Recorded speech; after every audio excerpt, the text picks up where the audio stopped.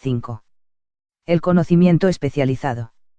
Experiencias personales u observaciones. El cuarto paso hacia la riqueza. Hay dos clases de conocimiento.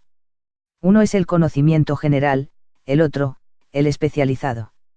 El conocimiento general, con independencia de lo vasto y variado que pueda ser, no resulta muy útil en la acumulación de dinero.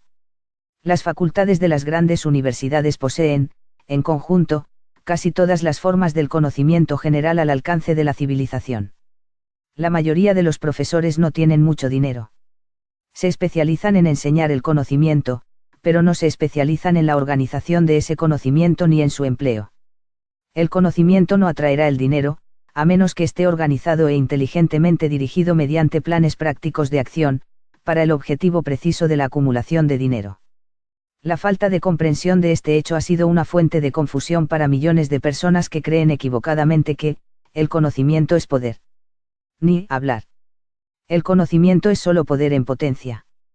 Únicamente se convierte en poder si está organizado en planes definidos de acción y dirigido hacia un objetivo determinado. El eslabón perdido de todos los sistemas educativos se puede encontrar en el fracaso de las instituciones educacionales en enseñar a sus estudiantes cómo organizar y usar ese conocimiento una vez que lo han adquirido.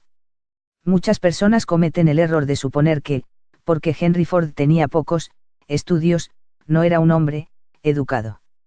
Los que cometen este error no comprenden el significado real de la palabra educado. Esa palabra deriva de la palabra latina educo, que significa sacar, extraer, adquirir de dentro. Un hombre educado no es, necesariamente, alguien que tiene abundancia de conocimientos generales o especializados. Un hombre educado es el que ha cultivado las facultades de su mente de tal manera que puede adquirir cualquier cosa que se proponga, o su equivalente, sin violar los derechos de los demás. El ignorante, que amasó una fortuna.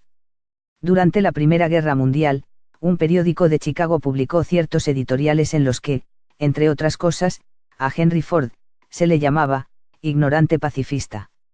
El señor Ford objetó esas afirmaciones y entabló un pleito por difamación contra el periódico.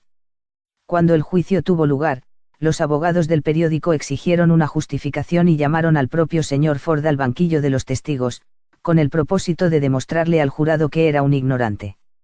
Los abogados le hicieron a Ford una gran variedad de preguntas, todas dirigidas a demostrar de manera evidente que, si bien quizá poseyese una cantidad considerable de conocimientos especializados en lo que se refería a la fabricación de automóviles, básicamente era un ignorante. A Ford le hicieron preguntas del estilo de, ¿quién fue Benedict Arnold? Y, ¿cuántos soldados enviaron los británicos a las colonias americanas para sofocar la rebelión de 1776? En respuesta a esta última pregunta, el señor Ford replicó, ignoro la cantidad exacta de soldados que los británicos enviaron, pero he oído decir que fue una cifra considerablemente mayor que la de los que regresaron. Al final, el señor Ford acabó por cansarse de ese tipo de preguntas, y, para contestar una particularmente ofensiva, se inclinó hacia adelante, señaló con el dedo al abogado que había hecho la pregunta y dijo, si de veras quisiera responder la pregunta tonta que acaba de hacerme, o cualquiera de las otras que me ha hecho, permítame recordarle que en mi escritorio tengo una hilera de botones y que apretando el adecuado puedo llamar en mi auxilio a hombres capaces de responder cualquier pregunta que quiera hacerles en lo que concierne al negocio al que he dedicado casi todos mis esfuerzos. Ahora dígame para qué necesito llenarme la cabeza con conocimientos generales, con el fin de contestar preguntas, cuando dispongo de hombres a mi alrededor que pueden proporcionarme cualquier conocimiento que les pida. Indudablemente, esa fue una respuesta con mucha lógica. Y dejó confundido al abogado. Todas las personas que había en la sala se dieron cuenta de que no era la contestación de un ignorante, sino de un hombre educado. Cualquier hombre es educado si sabe dónde adquirir el conocimiento cuando lo necesita, y cómo organizar ese conocimiento en planes definidos de acción. Mediante la asistencia de sus equipos de trabajo, Henry Ford tenía a su alcance todo el conocimiento que necesitó para convertirse en uno de los hombres más ricos de Estados Unidos. No era esencial que tuviese esos conocimientos en la mente. Usted puede obtener todo el conocimiento que necesite.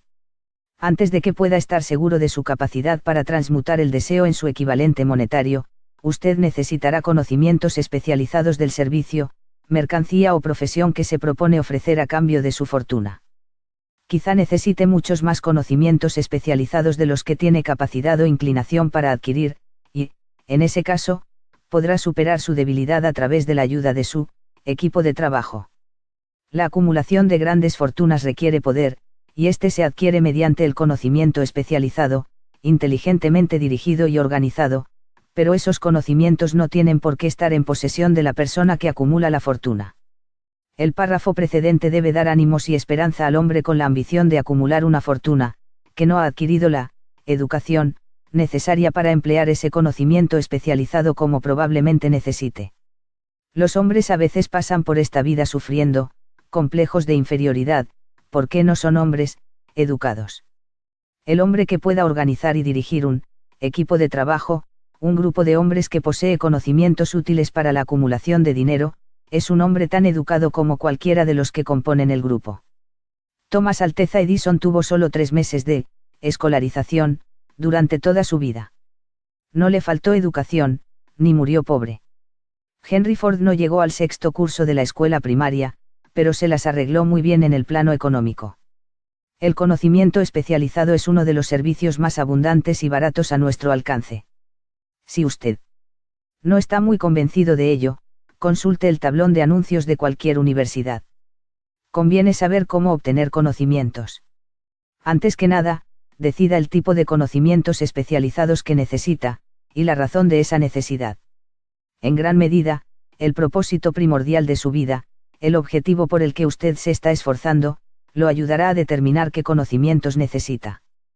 Con esta pregunta planteada, su próximo paso requiere que usted tenga información precisa sobre fuentes de información fiables. Las más importantes son: A. Las propias experiencias y educación. B. Experiencia y educación disponibles a través de la cooperación de otras personas, equipos de trabajo. C. Escuelas técnicas y universidades. D. Bibliotecas públicas, libros y publicaciones periódicas donde se pueden encontrar todos los conocimientos organizados por la civilización. E. Cursos especiales de aprendizaje, en escuelas nocturnas y academias por correspondencia.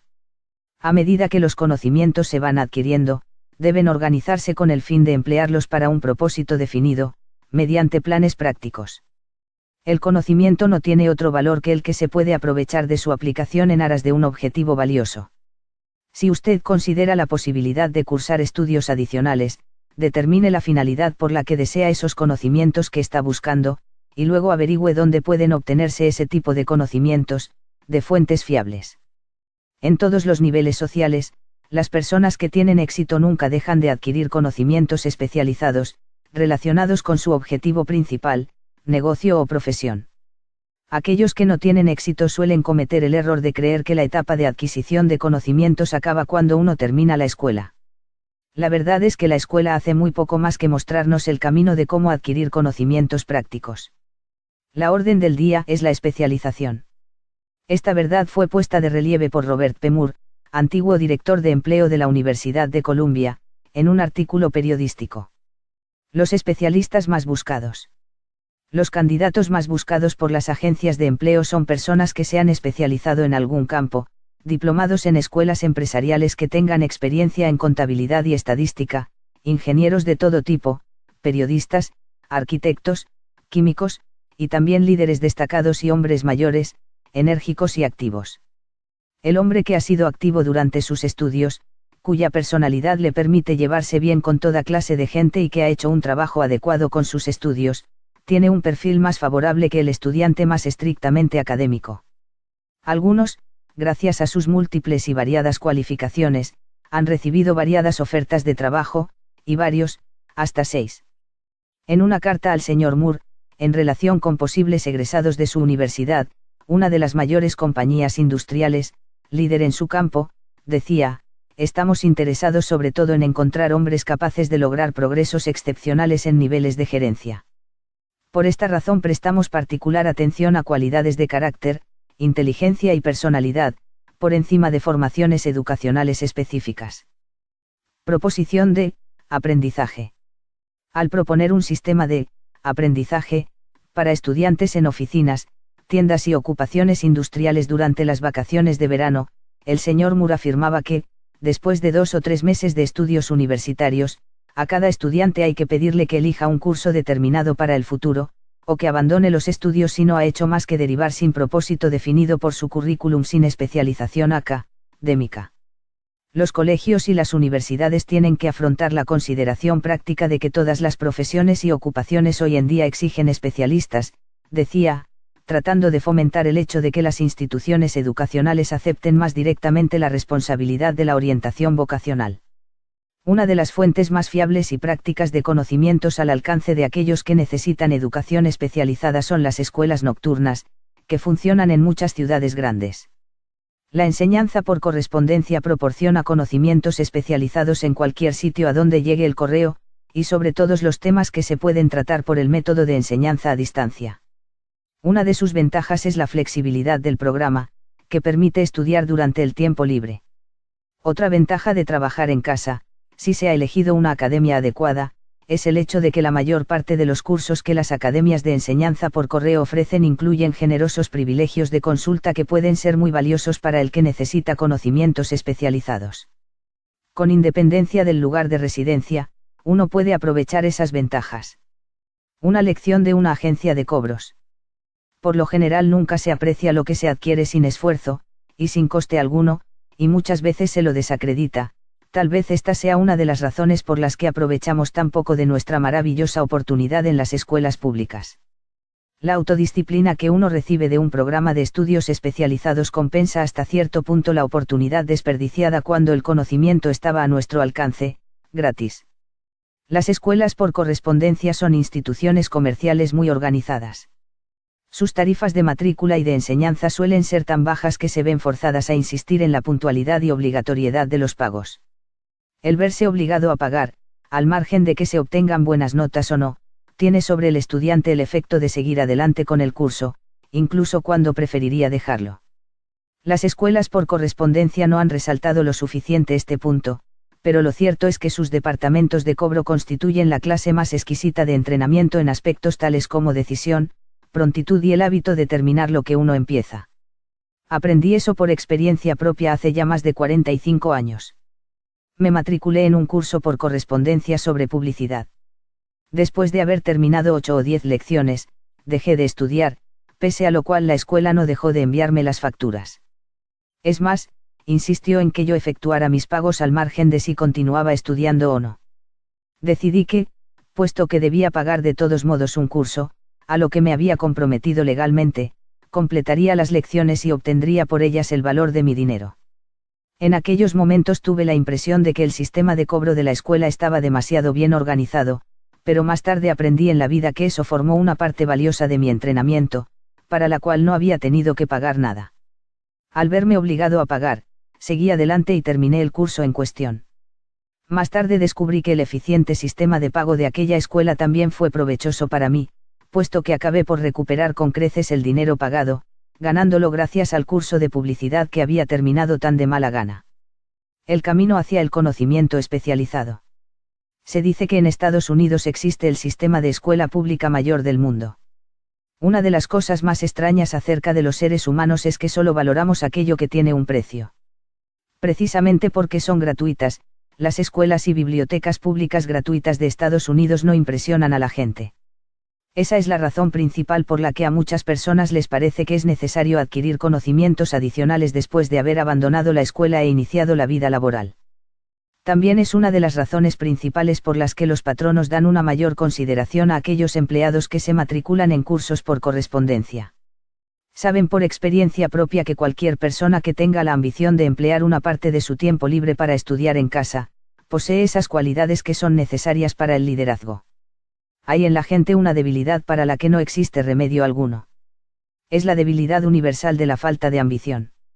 Las personas, en especial las asalariadas, que programan su tiempo libre para dedicarse a estudiar en casa, raras veces permanecen durante mucho tiempo en los puestos inferiores.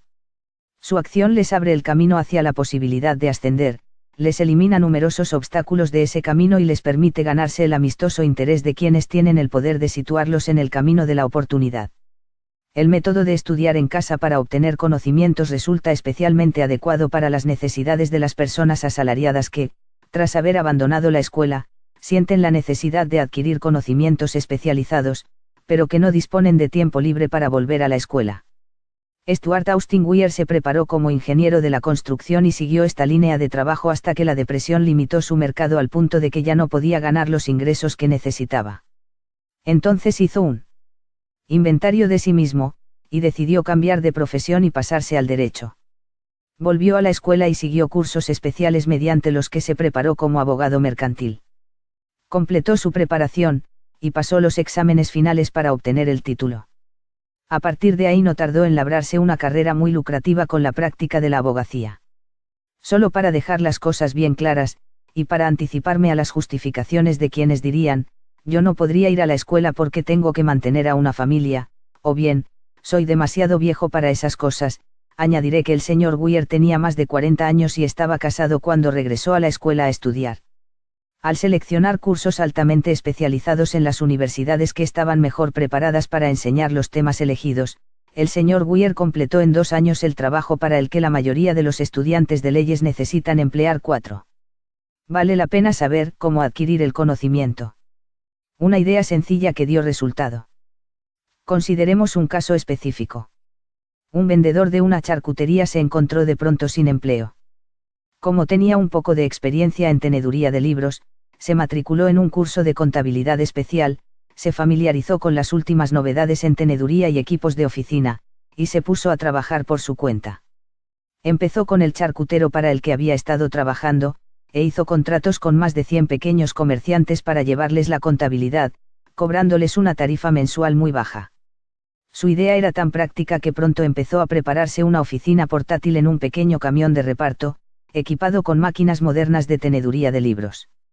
En la actualidad dispone una flota de estas oficinas rodantes, y cuenta con un extenso equipo de ayudantes, y así puede proporcionar a los pequeños comerciantes un servicio de contabilidad equivalente a los mejores, a un precio muy conveniente.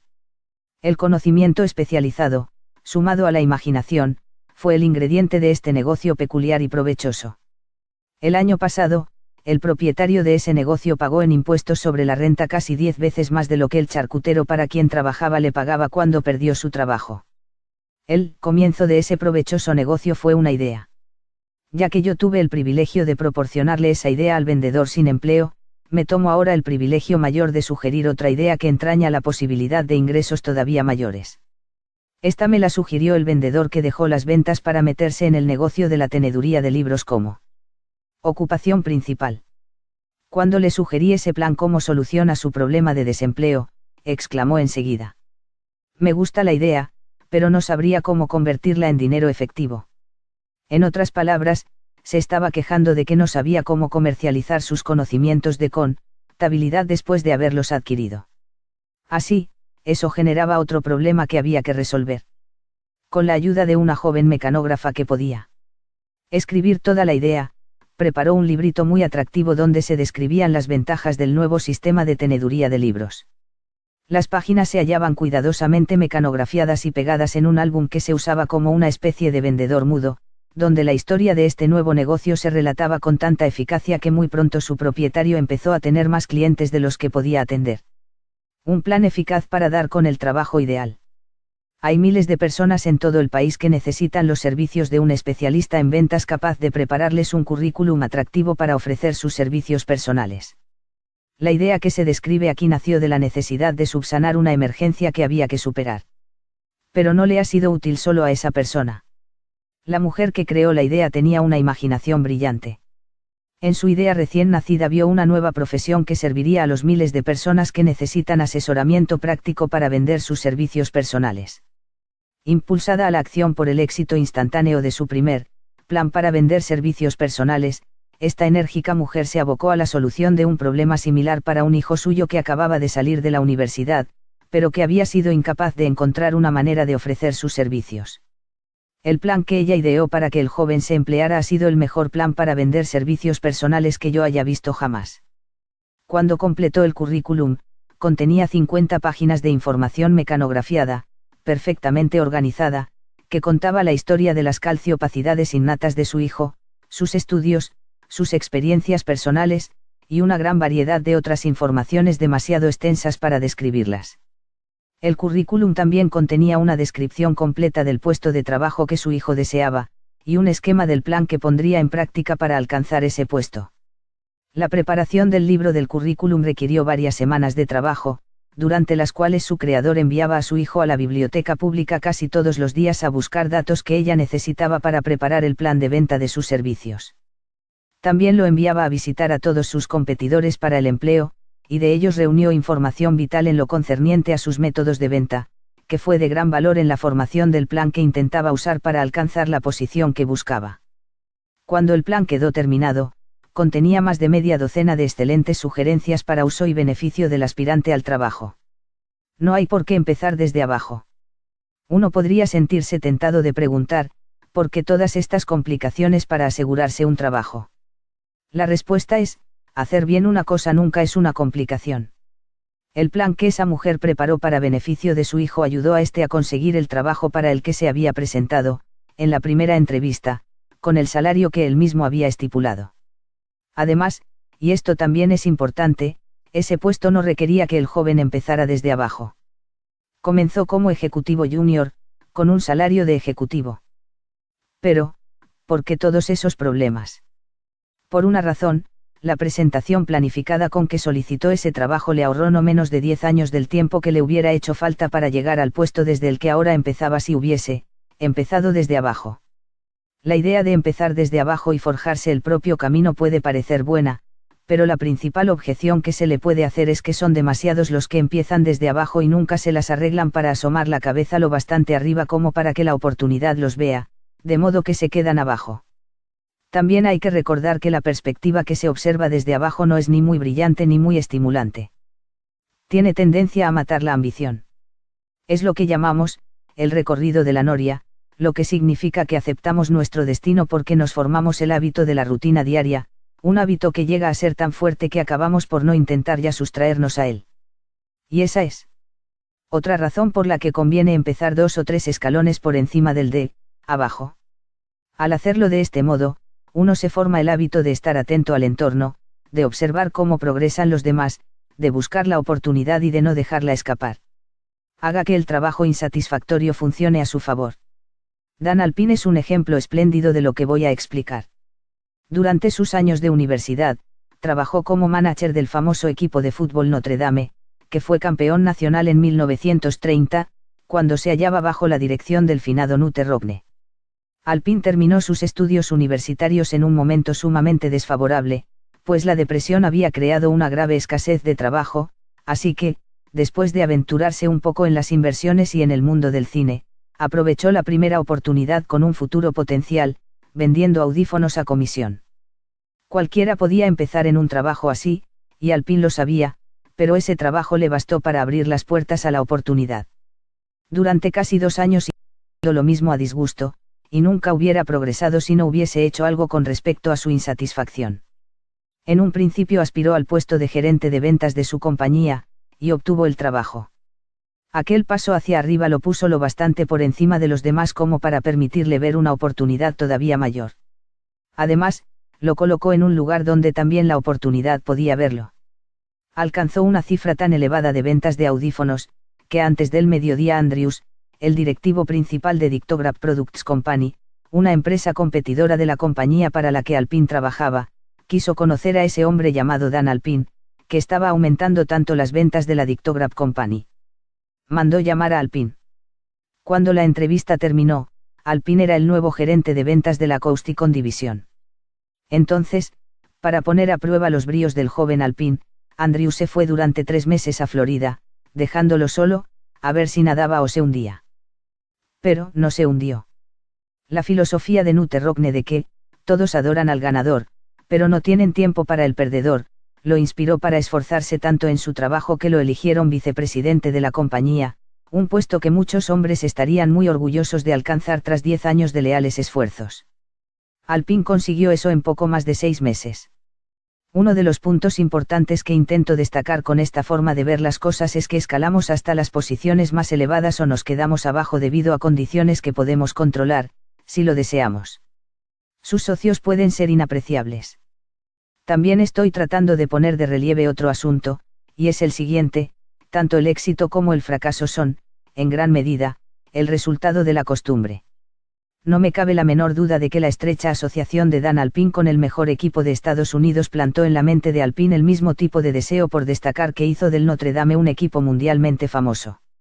Desde luego, hay algo en la idea del culto al líder que resulta útil, en el supuesto de que uno admire a los ganadores. Mi creencia en la teoría de que las asociaciones comerciales son factores vitales, tanto en el fracaso como en el éxito, fue claramente demostrada cuando mi hijo Blair estuvo negociando con el señor Alpine su puesto de trabajo. Alpine le ofreció un salario inicial de más o menos la mitad de lo que hubiera obtenido en una compañía rival. Yo ejercí mi presión como padre para inducirlo a aceptar su trabajo junto a Alpine, porque estoy convencido de que la estrecha asociación con alguien que se niega a comprometerse con circunstancias que no son de su agrado es un bien que nunca se puede calcular en dinero. Estar, abajo, es hallarse en un sitio pesado, inaprovechable y monótono para cualquiera. Por eso me he tomado tiempo para describir la forma en que los comienzos desde abajo se pueden eludir con una adecuada planificación. Haga que sus ideas rindan beneficios por medio del conocimiento especializado. La mujer que preparó el plan de ventas de servicios personales para su hijo recibe ahora cartas de todas las partes del país en las que le piden su cooperación para preparar planes similares para otros que desean vender sus servicios personales por más dinero. No debe suponerse que su plan consista solo en una política de ventas inteligente, mediante la cual ayuda a hombres y a mujeres a pedir y recibir más dinero por los mismos servicios por los que hasta ahora habían ganado menos. Se hace cargo de los intereses del contratante, además de los del vendedor de los servicios personales, y prepara sus planes para que el empleador reciba un valor rotundo por el dinero adicional que paga. Si usted tiene imaginación, y busca una salida más aprovechable para sus servicios personales, esta sugerencia puede ser el estímulo que ha estado buscando. La idea es capaz de proporcionarle unas entradas mucho mayores que las del médico, el ingeniero o el abogado, estándar, cuya educación ha requerido varios años de universidad. No existe un precio fijo para las buenas ideas. Detrás de todas las ideas hay conocimientos especializados. Por desgracia, para aquellos que no encuentran riqueza en abundancia, el conocimiento especializado es más abundante y se adquiere con más facilidad que las ideas. Debido a esta verdad universal, hay una gran demanda y oportunidades cada vez mayores para las personas capaces de ayudar a hombres y mujeres a vender ventajosamente sus servicios personales. La capacidad entraña imaginación, cualidad necesaria para combinar los conocimientos especializados con las ideas en forma de planes organizados, pensados para alcanzar la riqueza. Si usted tiene imaginación, este capítulo puede presentarle una idea que alcance para servirle como comienzo de las riquezas que desea. Recuerde que la idea es la pieza principal. Los conocimientos especializados se pueden encontrar a la vuelta de la esquina, de cualquier esquina.